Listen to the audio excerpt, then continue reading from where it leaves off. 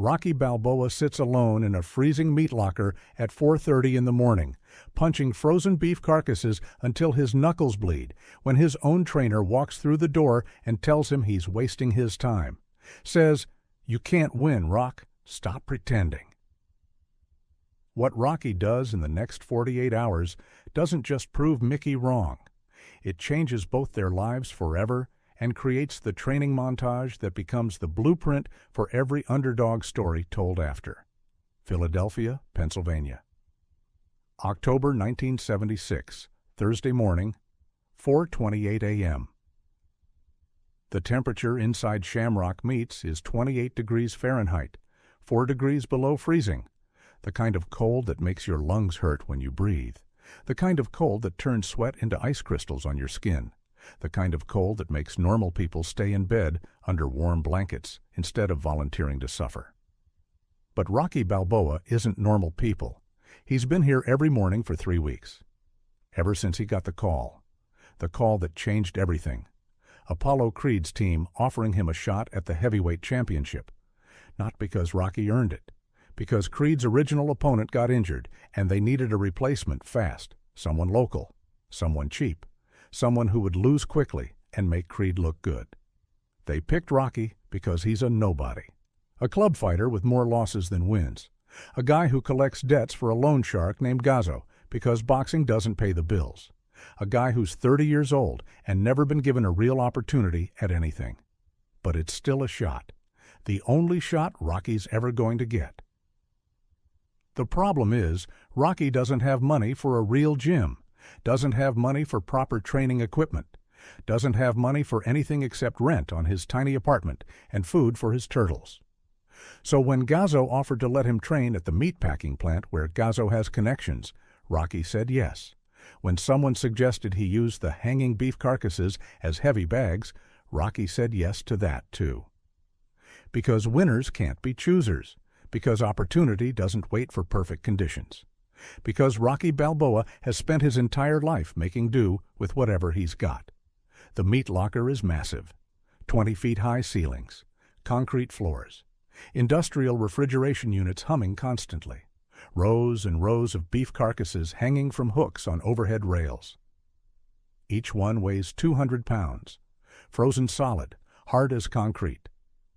Rocky stands in front of one wearing gray sweatpants, a gray hoodie, cheap boxing gloves with the fingers cut off so he can feel the impact, and a wool beanie pulled low over his ears. His breath comes out in white clouds. His nose is running. His fingers are numb, but he's hitting. Left hook, right cross, left hook, right cross. The sound echoes through the empty warehouse. Meat on meat, flesh on frozen flesh. Each punch sends vibrations up Rocky's arms into his shoulders. His knuckles are raw, bleeding through the thin gloves. His wrists ache. His shoulders burn. He's been hitting for 90 minutes straight. No rest, no breaks, just hitting. Building the calluses, building the pain tolerance, building the mental toughness that separates fighters who talk from fighters who last. Rocky doesn't have Apollo Creed's speed, doesn't have his skill, doesn't have his training team or his equipment or his experience. But Rocky has something else, something nobody can buy, something nobody can teach. He has the ability to suffer longer than anyone else, to endure when enduring seems impossible, to keep moving forward when every logical part of his brain says, stop. The frozen carcass swings slightly with each punch.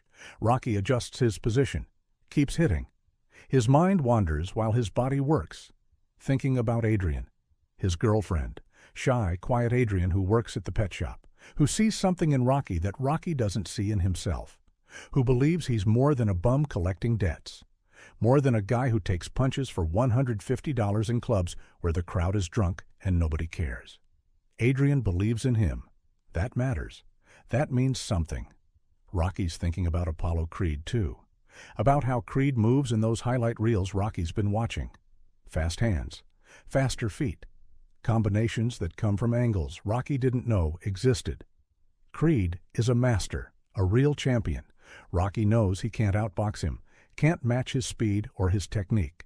But maybe, just maybe, Rocky can outlast him, can absorb the punishment, can make Creed work harder than Creed's ever worked, can survive long enough to make it interesting. That's the plan. Not to win. That's impossible. Just to last. To go the distance. All 15 rounds. If Rocky can do that, if he can still be standing when the final bell rings, then he's not a bum anymore. Then he's someone. Then he proved something. The door to the meat locker opens. Cold air rushes in, somehow even colder than the air already inside. Rocky stops hitting, turns around. Mickey walks in. Mickey Goldmill, 76 years old, former bantamweight contender from the 1920s. Been around boxing his entire life. Trained fighters, cut fighters, worked corners, seen 10,000 fights, knows the game inside and out. Owns a gym in South Philly. A real gym with real equipment. A gym where Rocky used to train until Mickey kicked him out 5 years ago. Told Rocky he was wasting his talent, wasting his prime years. Told Rocky he could be something if he applied himself. But Rocky didn't listen. Kept taking easy fights. Kept collecting debts. Kept drifting. Now Mickey's standing in the meat locker at 4:30 in the morning watching Rocky punch frozen beef. Mickey's wearing an old wool coat, worn at the elbows, a flat cap, leather gloves. His face is weathered, creased with age, eyes sharp despite the years. He doesn't smile, doesn't wave. Just stands there watching Rocky with that look, that disappointed father look, that "I told you so" look. Rocky wipes sweat from his face with his sleeve, says, "Hey, Mick." Mickey doesn't respond right away, just walks closer. Looks at the beef carcass Rocky's been hitting. Sees the indentations where Rocky's fists landed. Sees the blood on Rocky's gloves. Looks around the freezing warehouse. Takes it all in. Then says, "This is where you're training? In a meat locker?" Rocky nods. "It's what I got." What you got is frostbite and stupidity. Rocky doesn't react, just waits. He knows Mickey didn't come here at 4:30 a.m. to insult his training facility. Mickey walks around the carcass, examines it, says, "You know why I'm here, Rock?" "No." "I'm here because I've been hearing things. Hearing you got a fight with Apollo Creed. Hearing you actually said yes to this insanity. Hearing you're training in a meatpacking plant like some kind of animal. I came here to see if it's true, and now I see it is true. So I got one question for you." Mickey stops walking, looks Rocky straight in the eyes, says, "What the hell are you doing?" Rocky shifts his weight, uncomfortable. Says, "I'm training for the biggest fight of my life." "Biggest fight of your life," Mickey repeats. Says it like it's ridiculous. Like Rocky just said, he's training to fly to the moon. "Rock, this ain't a fight. This is a public execution. You understand that? Apollo Creed is going to destroy you. He's faster, stronger, better trained, better everything. He's the heavyweight champion of the world, undefeated. And you? You're a club fighter with a losing record who punches meat for practice because you can't afford a real gym. This ain't Rocky versus Apollo. This is a lamb going to slaughter." Rocky's jaw tightens, but he doesn't respond. Just listens, Mickey continues, voice getting louder, more frustrated. "I trained fighters for 50 years. I know what I'm looking at. You got heart, Rock. I'll give you that. You got more heart than sense. But heart don't stop right hands. Heart don't block hooks. Heart don't keep you conscious when Apollo Creed is hitting you with everything he's got. You're going to get hurt. Bad. Maybe permanently. And for what? For a paycheck? For 5 minutes of fame before everyone forgets you? For the privilege of saying you fought the champ before he knocked you out?" Rocky says quietly. "I ain't doing it for the money." "Then why? Why are you doing this?" Rocky takes a breath. The cold air burns his lungs. He says, "Because nobody ever gave me nothing, Mick. My whole life, people looked at me and saw waste. Saw someone who wasn't smart enough for college, wasn't disciplined enough for the military, wasn't good enough for anything except taking punches. And you know what? They were right. I am a bum. I collect debts. I live in an apartment with turtles. I'm 30 years old and got nothing to show for it. But Mick, I got this one shot. One shot to prove I ain't just a bum. I know I can't beat Apollo Creed. I ain't stupid. But I can do something nobody thinks I can do. I can go the distance, 15 rounds. If I can last 15 rounds with the heavyweight champion of the world, then I ain't a bum no more. Then I'm someone, just for one night. That's all I want. Mickey stares at him. The frustration on his face shifts. Something else underneath. Something sadder. He says, "Rock, you're training wrong." "What?" "Everything you're doing.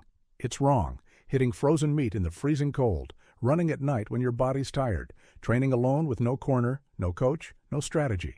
You think heart is enough. It ain't. Apollo Creed's got a team.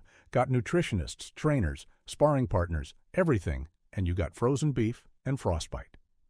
Rocky says, "Then help me." Mickey stops. Looks at Rocky. For a long moment, neither says anything. Then Mickey says, "You can't win, Rock, even with my help, even with the best training in the world. You can't beat Apollo Creed. That's the truth. I ain't gonna lie to you. I don't need to win. I need to last." "Why? Why put yourself through this?" Rocky looks down at his bloody gloves, then back up at Mickey. Says, "Because going the distance means something. Means I'm tough. Means I'm for real. Means all them years of taking punches wasn't for nothing. Mick, I'm asking you, help me. Teach me. I know you kicked me out of your gym 5 years ago. I know I wasted my talent. But I'm asking you now. Help me make the most of this shot. Help me go the distance. Please." Mickey looks at this kid, this 30-year-old kid with bloody knuckles and impossible dreams. Looks at the desperation in his eyes, the sincerity, the willingness to suffer. Mickey's seen 1,000 fighters. Most of them quit. Most of them don't have what it takes when things get hard. But Rocky? Rocky's different. Rocky's got something rare, something special. Mickey sees it now, sees what he saw 5 years ago before Rocky wasted it. The question is whether it's too late, whether 6 weeks is enough time to prepare for Apollo Creed, whether heart can overcome impossible odds. Mickey says, "If I help you, you do exactly what I say. No questions, no arguing. You trust me completely." Rocky nods immediately. "I trust you." "This ain't going to be fun, Rock. I'm going to break you down and build you back up. I'm going to push you harder than you've ever been pushed. You're going to hate me some days, going to want to quit. But if you want any chance of lasting 15 rounds with Apollo Creed, you got to do it my way." "I'll do it your way." Mickey takes off his coat, drapes it over a hook, rolls up his sleeves despite the cold. Says, "Okay, show me your stance." Rocky gets into his boxing stance, hands up, chin down, weight balanced. Mickey walks around him, studies him, says, "Your left foot is too far forward, your hands are too low, your chin is exposed." Apollo Creed sees these holes, he exploits them in 30 seconds. Let's fix them. For the next 2 hours, Mickey works with Rocky. Not hitting, just positions. Footwork, balance, defense. The fundamentals Rocky never learned properly because he never had a real trainer. Mickey's relentless. Every time Rocky's hands drop an inch, Mickey corrects it. Every time Rocky's weight shifts wrong, Mickey corrects it. Over and over, building muscle memory, building proper form. By 7 a.m., Rocky's exhausted, not from hitting, from thinking, from concentrating on every tiny movement. It's harder than punching meat for 3 hours. Mickey finally says, "Okay, that's enough for today. Tomorrow morning, 5 a.m., my gym. Don't be late." Rocky says, "Your gym? I thought you didn't want me there." Mickey picks up his coat, puts it back on. Says, "I didn't want you wasting space when you weren't serious. But if you're serious enough to punch frozen meat at 4:30 in the morning, then you earned a spot. 5 a.m. tomorrow. Bring your head in the game." Mickey walks toward the door. Rocky calls after him, "Hey, Mick?" Mickey stops, doesn't turn around. Rocky says, "Thanks for believing in me." Mickey says without turning, "I don't believe in you yet, Rock, but I believe in your heart. Let's see if we can build something around it." Then he walks out. Rocky stands alone in the meat locker. For the first time in 3 weeks, he's not alone anymore. He's got Mickey. He's got a real trainer, a real coach, someone who knows what they're doing. The door closes. Rocky looks at the frozen carcass, smiles slightly, then throws one more punch. Left hook. Perfect form. just like Mickey taught him. The sound echoes through the empty warehouse. 48 hours later, Saturday morning, 5:13 a.m., Mickey's Gym in South Philadelphia. Small building, brick exterior, peeling paint, sign above the door. Mighty Mick's boxing. Rocky stands outside looking at it. 5 years since he's been here. 5 years since Mickey kicked him out. And now he's coming back. Not as the kid who wasted his talent. As the fighter preparing for Apollo Creed, Rocky pushes the door open. The smell hits him immediately. Sweat, leather, liniment oil. That smell that every real boxing gym has.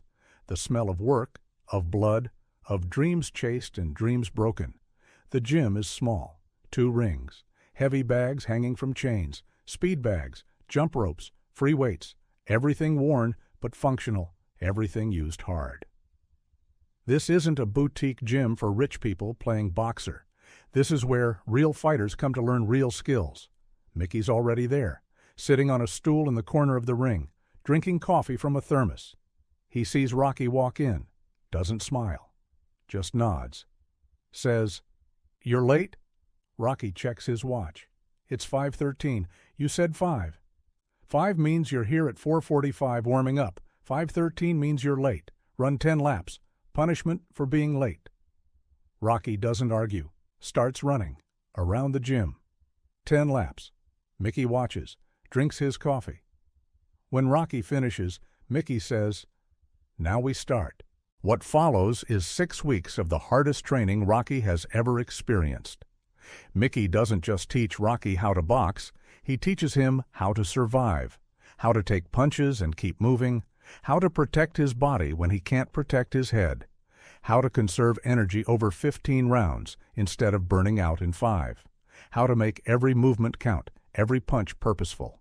Mickey changes everything about Rocky's approach, makes him run differently, not at night when he's tired, early morning when his body is fresh, makes him run stairs. The 72 steps at the Philadelphia Museum of Art, up and down, building leg strength, building endurance. Every morning, 5 a.m., Rocky runs those steps while the city sleeps, over and over, his legs screaming, his lungs burning, but getting stronger, getting faster. Mickey changes Rocky's diet. No more junk food, no more beer. Clean eating, protein, vegetables, carbs for energy, water constantly. Rocky loses the soft edges, gets leaner, harder. His body transforms, not into Apollo Creed's body. Rocky's never going to look like Creed, but into a fighter's body, compact, powerful, efficient. Mickey teaches Rocky to use his greatest weakness as his strength.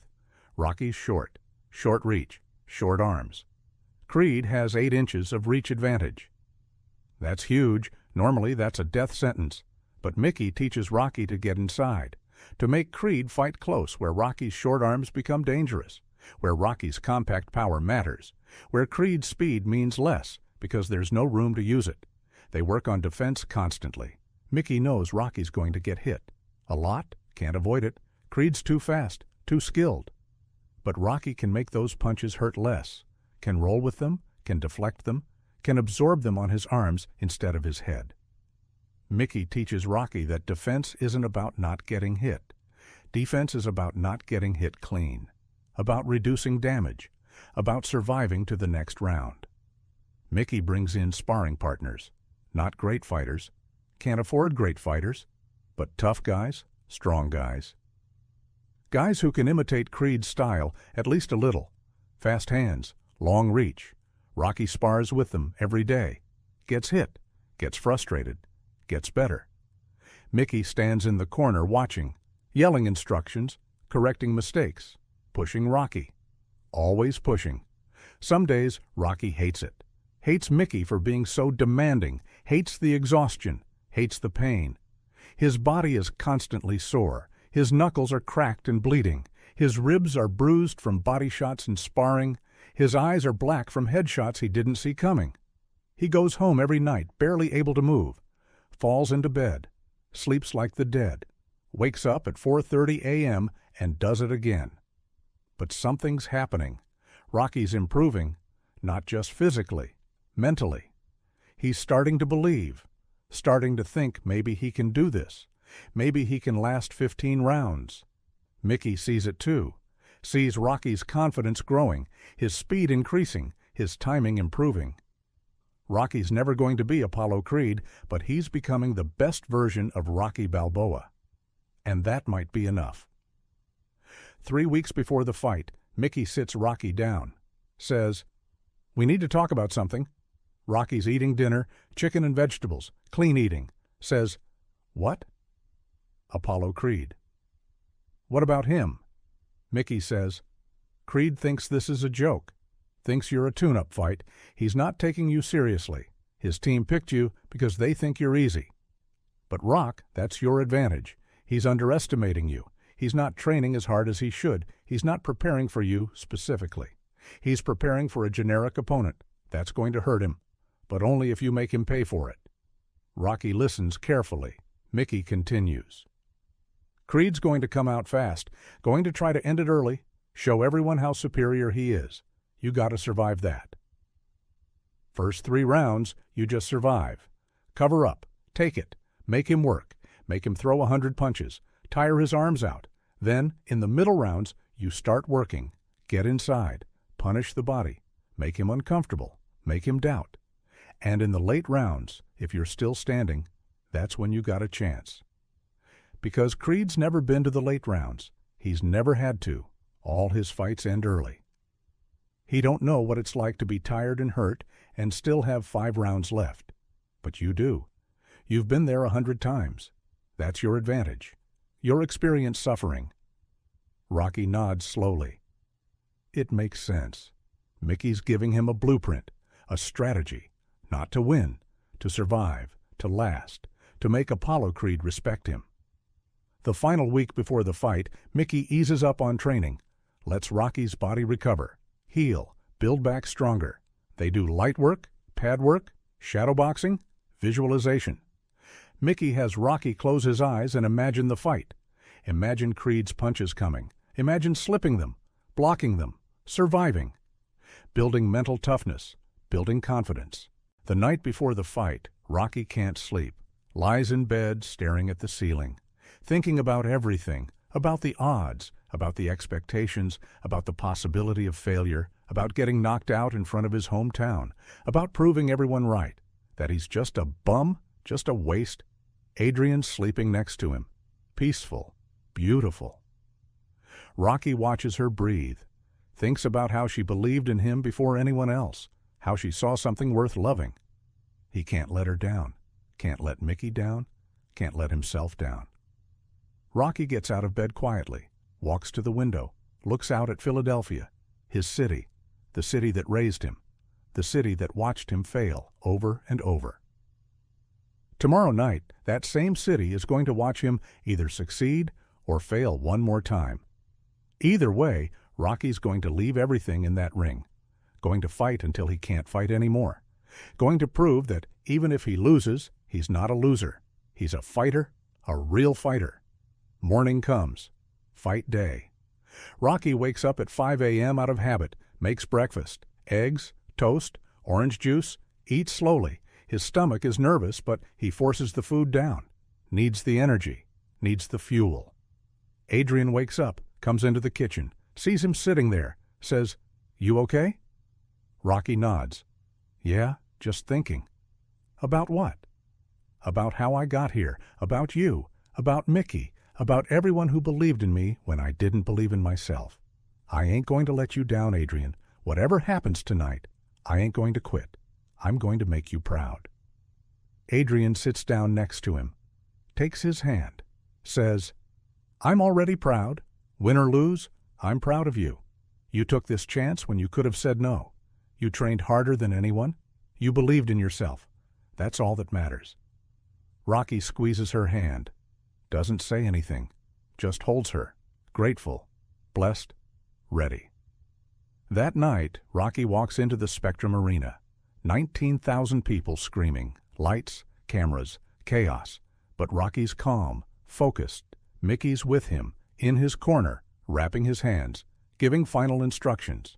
The same instructions he's given for 6 weeks. Survive early, work middle, push late, go the distance. When the bell rings for round 1, when Apollo Creed comes dancing across the ring with that golden smile, when the first punch gets thrown, Rocky remembers everything Mickey taught him. Every lesson, every correction, every push.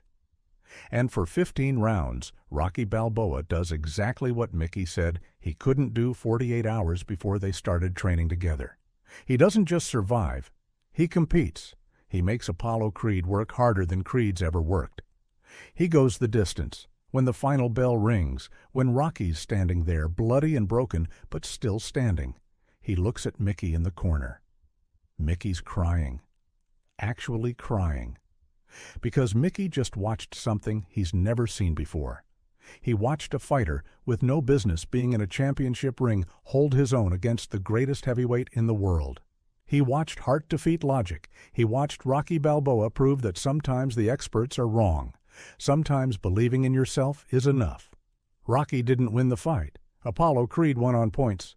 But Rocky won something bigger. He won Mickey's respect, earned it, and that night, after the fight, when they're back in the dressing room, Mickey says something he's never said to any fighter in 50 years of training. "Rock, I was wrong. I told you that you couldn't win, that you were wasting your time. That heart wasn't enough. But I was wrong. You didn't beat Apollo Creed on the scorecards, but you beat him where it matters. You beat him in heart, in will, in refusing to quit. You made me believe in something I stopped believing in a long time ago. You made me believe in miracles, and for that, I'm grateful. Grateful you didn't listen when I said you couldn't win. Grateful you proved me wrong. Grateful you're my fighter." Rocky smiles through swollen lips, says, "Thanks, Mick, for everything, for believing in me even when you said you didn't, for pushing me, for making me better. I couldn't have done it without you." Mickey puts his hand on Rocky's shoulder, says, "You did it, Rock. You went the distance. And you know what? I think this is just the beginning. I think we're going to do great things together, real great things." And Mickey was right, because 2 years later, Rocky would fight Apollo Creed again. And this time, Rocky wouldn't just go the distance. He'd win, become champion. Prove that heart and hard work can overcome anything. Prove that believing in yourself when nobody else does is the most powerful force in the world. But it all started 48 hours after Mickey told him he couldn't win. 48 hours when Rocky chose to ignore the expert and listen to his heart. 48 hours that changed both their lives forever. Because Mickey didn't just train Rocky Balboa to fight, he trained him to believe, and that belief carried Rocky further than talent or skill or odds ever could. Who's telling you that you can't win right now? What expert is giving you the odds? What person who should know better is saying you're wasting your time? And more importantly, are you going to listen to them? Or are you going to do what Rocky did? Ignore the doubters, find someone who believes, work harder than anyone thinks you should, and prove that sometimes the impossible is just the improbable waiting to happen. Because 48 hours can change everything. 48 hours can turn doubt into belief, can turn a trainer's skepticism into a trainer's faith. All you need is the courage to start. The rest will follow.